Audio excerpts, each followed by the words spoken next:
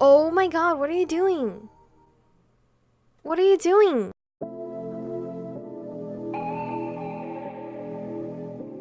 We're born in the moonlight. Ain't no fair to say. Can't breathe in the sunlight. Hello, Romas. This is Aromie here. Welcome back to Changeling. We're here today. It's quite dark in my room. Very sorry. I tried to brighten up my webcam a little bit just in case if the sun does decide to come out, so it won't be blinding. Anyway, we're here. I don't really remember what happened.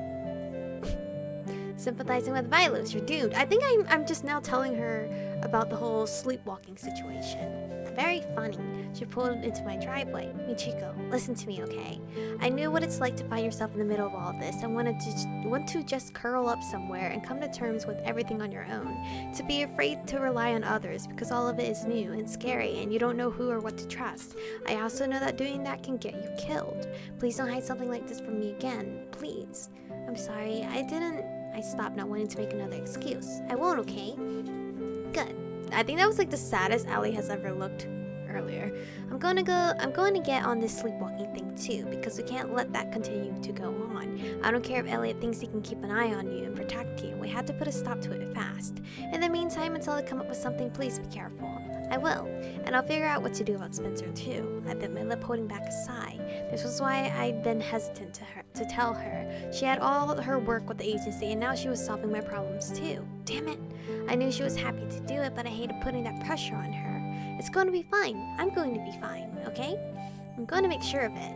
I wasn't wholly happy about that as I got out of the car and headed inside. I didn't want her to have to worry about this. Allie pulled away and I lingered outside for a split second before finally heading to the house. I knew I was in trouble when I immediately heard Mom. Do you know how long it's been since I've had to get a call from school? And to top it off, today was because you were fighting with your sister. Oh, I was like, sister? I don't have a sister. Physically fighting? I shut the door quietly and tried to quietly, sneak upstairs. Michiko, Melody. Kitchen, now. Fuck. Dang it, how does she always know? I trudged to the kitchen, already bracing myself. Michiko, I'm so glad you could join us. Have a seat. I'd rather... Never mind. I sat obediently drumming my fingers on my knees. Spencer was already slouched down in a chair at the kitchen table, sulking like his life depended on it. He shot me a cautious look. Yeah, I bet you're wondering if I'm going to mention your stalking, jerk. Michiko, I heard he slapped your brother. Yeah, I did actually. Let's be honest with Mom. Yeah, I did actually. Mom blinked. I didn't think she'd been expecting me to just admit it. Why? I mean, why would I lie to my mom? I know during teenage years we do tend to lie, but you know what? Might as well just tell her the truth right now before she finds out. I glanced Spencer's way. This was my chance to tell Mom that he was conspiring with the teacher, stalking me, recording me. But Spencer and I both knew I couldn't say that. It was just more family drama that none of us needed or wanted. Ask him, he knows exactly what he did.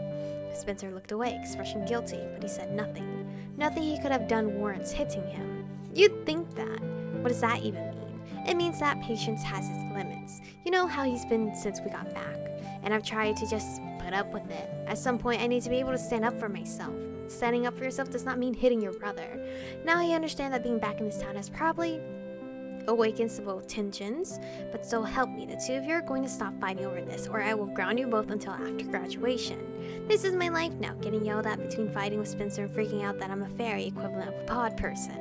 I want you both to go upstairs and think this over, and by dinner I want you to be getting along again. If I hear one peep of an argument out of you, I will force you to kiss and make up. Ew. Not a peep. Ill though. She glared at us both until we retreated to our rooms. Spencer and I didn't say a word to each other. My phone chimed right as I flopped on my bed. With an exhausted groan, I dug it out of my bag. It was a text from Elliot. Just wanted to make sure you're okay. Danny heard yelling. Danny has crazy ears. Lol. Mom was a bit mad. She threatened to have us kiss and make up. Sounds pretty dire. That's what I said. All okay though? More or less, thanks for checking. I love how he's replying right away and not putting us on read for like maybe 20 minutes or so. Be careful tonight. I know. I tossed my phone on the bedside table and dragged a pillow over my face with a groan. Today sucked, but if anything, it showed me I couldn't just sit around and wait for things to work themselves out. I didn't feel I'd been doing that in the first place, but Spencer's attitude definitely put some pressure on to get this stuff resolved. I stood up and went to my closet. First thing first, I needed to prepare for tonight. I rummaged around and found a pair of ballet flats I almost never wore. It wouldn't be comfortable, but I intended to start wearing them to bed until there was a solution for the sleepwalking. My feet couldn't take much more frolicking in the freezing underbrush. The flats wouldn't offer much protection, but it was better than nothing. And I was worried wearing something heavier might wake up Mom and Dad if I did sleepwalk again. I made sure to put my phone alarm to go off around midnight. I seemed to wake up outside sometime after that. That would maybe work. Or I could try to pull an all-nighter. I still had time to work something out, but I was definitely not going to just sit around and wait to waltz out of the house while being recorded again. Not if I could help it. Oh, Chapter 8. Holy shit. Shadow Lake Bog. I was swaying gently back and forth, swaddled in darkness. I knew I was dreaming. It was the same dream I'd been having. A soft voice was muttering a raspy sing-song. I couldn't make out the words, but I knew exactly what this was. The sensation was familiar. I was sleepwalking, and this was a dream I always had when I was doing it.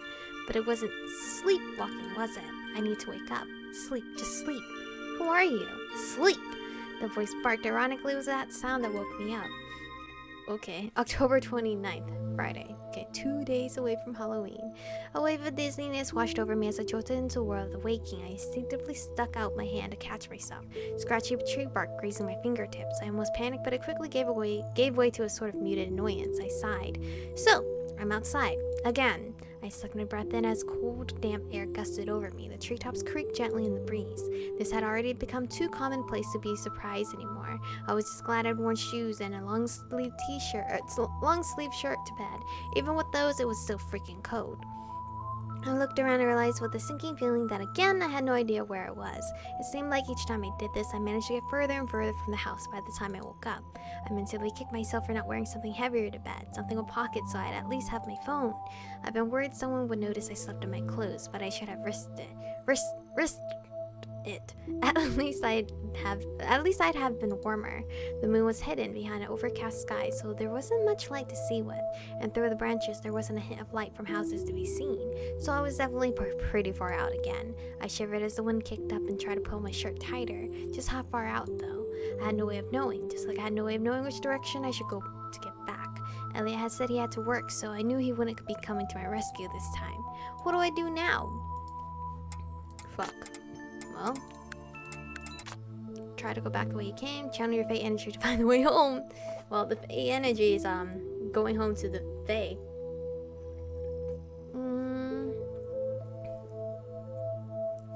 My throat. Try to go back the way you came. Channel your Fae. Might as well. You know what? Maybe I should try to channel my fairy magic or something. Most Fae are pretty connected with nature. Surely it had to have some kind of innate sense of direction or something, right? Maybe? Probably not. I actually hadn't really even attempted to use magic before, despite that I apparently had some kind of magic aura or something. I have no idea what to do, but I took a long, slow breath and closed my eyes. It can't hurt, right? The forest around me was really quiet. Nothing was happening, no epiphanies, nothing. I stood there for about 10 seconds before I opened my eyes again, feeling rather stupid. Maybe I should have read up on this kind of thing. I mean, I like nature and all, but I couldn't say I felt a special connection to it. Certainly I didn't talk to trees or anything like that. They are not the most I was capable of was shambling around like a normal person. I was going to have to just go back the way I came and hope it worked out. You know, I hope I don't freaking die on the way back. I tried to squeal, trembling as I did an about face and carefully headed back through the undergrowth, trying to keep an eye out for vampires or bears, which were less paranormal but still capable of mauling me to death. This sucks. Normally I didn't find the woods frightening, even at night. Now though, just a little intimidating. People have died out here. Really died. Horribly. Ugh, stop thinking about it. I couldn't afford to freak out right now. Going to pieces wasn't going to get me back home before Mom and Dad woke up. It's okay, Michiko, you've done this before. You just have to stay calm. Right, calm. I took deep breaths, noting each one clung to the night air when I released it. It was too cold for me to be trotting around in a thin shirt and pants. My fingers and toes were already numb. Clutching my abdomen as if that would keep me warm, I stumbled through the tangled mess of forest floor, dead leaves, scrubby brambles that pulled on my pants, and wet ferns, a dog, thin animal trail only barely scratched out through the brush. My foot caught on the small... Did something just pop up on the screen? like faded in. My foot caught on a small fallen tree and I staggered forward, just catching myself before I hit the ground. Damn it! I glared at the sky in the vague halo of light where the moon was trying valiantly to break through the clouds. Yeah, that's not helping. Maybe I should start sleeping with a flashlight around my neck. I did my best to just keep walking. The little slippers I'd worn to bed were already soaked through, but at least they offer some protection against thorns and other pointy objects. It feels like the trees are thinning a bit. I wasn't sure if that was a good thing or not. I still couldn't see any lights, so I knew I wasn't near my neighborhood, but if there was a road or something, I might be able to figure out where it was. Why is the ground so soggy? It was like walking on a sponge that made soft squishing sounds with every step. Gross. I wish I had just a little moonlight to help me see. And 2 seconds after that, by that silent wish ascended the heavens, my foot caught on something big, and I lurched forward, arms flailing, because of course I did. I went down, something catching my hair and raking against my cheek as I fell. A stray branch from the blackberries, maybe. Dude, I'm getting all kinds of fucked up. Fortunately, the ground was soft, really soft actually, so was whatever I tripped over. Whoa, what if I accidentally fall into the other world? Like I did in Danny's route. I caught myself on my hands and rocked back on my heels, straining to see what I'd fallen over. I expected a heavy mossed log or something. Oh my god, is it a human? But it was really light for a log, and it had a weird shape. What the heck? I moved closer, near my eyes. Wait. Oh god, don't give me a Seizure like a dead person or something. I'm not down for that. My heart leapt through my throat as I realized what I was looking at. A sprawled body, head tipped back at an impossible angle with mouth gaping, face frozen in a grimace, eyes staring. Fucking knew it. I shrieked and fell back on the soggy ground. No, no, no, no, no, no! The whites of the staring eyes gleamed even in the dim light. The skin was so pale. I gagged and clawed my way away from the body. Another scream still caught in my throat. I have to get away. Panicked, I picked myself up and ran blindly from the area, unsure if I was even going to the right way. Did I touch the body in any type of form? Or because they could just like thumbprint that shit and then it'll be me. And that would have been bad. I didn't care. My feet were suddenly splashing through shallow water. A foul smell pervaded the air, seeming to rise up from the ground. I stopped, breathing heavily as I tried to catch my breath, but gagged again, this time because of the smell. I've been running toward the bog all this time. Lake Bog was several miles from home. I'd managed to wander that far. I pressed the back of my hand to my nose and let out a frantic muffled sob. Oh god, there was a body back there, a dead body. All I could see was that ghostly face. I squeezed my eyes shut, trying to push the image out of my head. I had to get back. I had to tell someone. What if whoever killed that person was still around? I crouched in the mucky water, gripping my head. I have to calm down. So this lake is stinky as shit because there's like, well, the humans are, well, I guess it would still stink because they're decomposing. But they found these bodies near the lake, so the lake shouldn't be stinky. It should just be around the area that stinks. Now I knew vaguely where I was. I could probably make it back to the main road. Standing, I carefully tried to wade back the way I'd come. The mud pulled up my feet, making it hard to move. Before I knew it, I was knee-deep in muck. I slid down a shallow hag into a deeper water. Ugh! Every movement I made stirred up more of that awful smell. I tried to focus on breathing through my mouth as I struggled to climb back up to drier ground and did not think about those eyes just staring. I shook my head and focused on pulling myself out of the water, one thing at a time. I finally managed to claw my way back up, gripping huge handfuls of peat in both hands. I sat at the top of the peat hag, breathing heavily. I stared up at the night sky as I tried to catch my breath. This is a nightmare. I couldn't stay in one place. I had to get back home. I had to tell someone. I had to. What's that sound? It was faint, but I heard the sound of singing, soft, beautiful voices. I looked around but saw nothing out of the ordinary. Where's that coming from? It was as if someone had just turned on that creepy soundtrack in a horror movie. I was definitely not okay with this. Okay, I'll be leaving now. Real. No voice. Yep, time to go. I wasn't a big horror movie fan, but I'd seen some of them to know that this wasn't going to end well for me unless I got out of there right away. I struggled to my feet and there was a soft swell of voices. I glanced back in the direction they were coming from. Don't do it, Michiko, don't you dare. Still, I felt almost drawn in that direction, like something was calling for me. I had the strangest feeling that there were answers waiting for me that way. There was a strong sense of nostalgia, like I knew those voices, I'd heard them before. I felt an old memory tugging at the back of my mind, a memory from when I'd gotten lost. The music was soft and pretty, like the music I always heard in my dreams. This place was not far from our old house. My mind went far away as that memory pulled hard at my thoughts.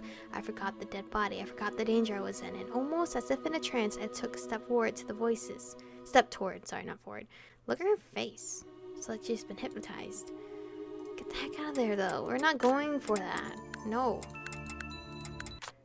Oh, I didn't mean to actually hit the follow the music. No.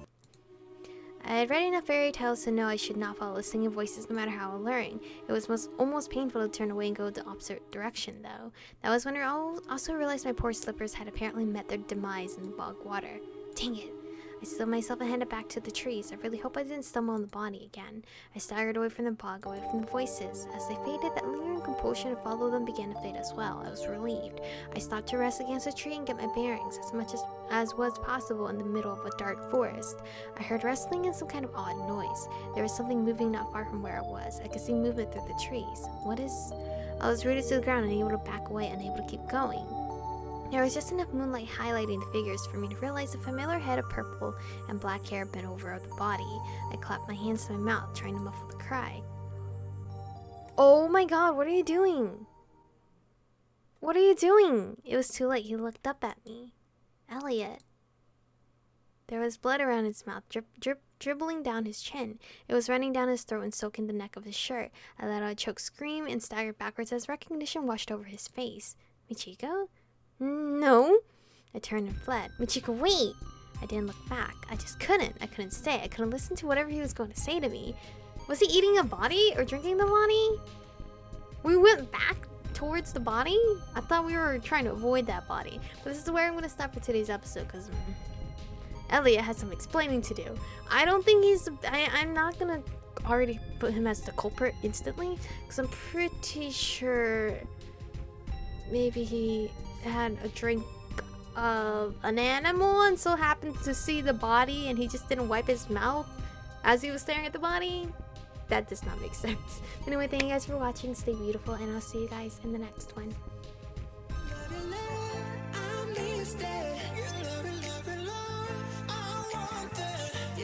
Touch it,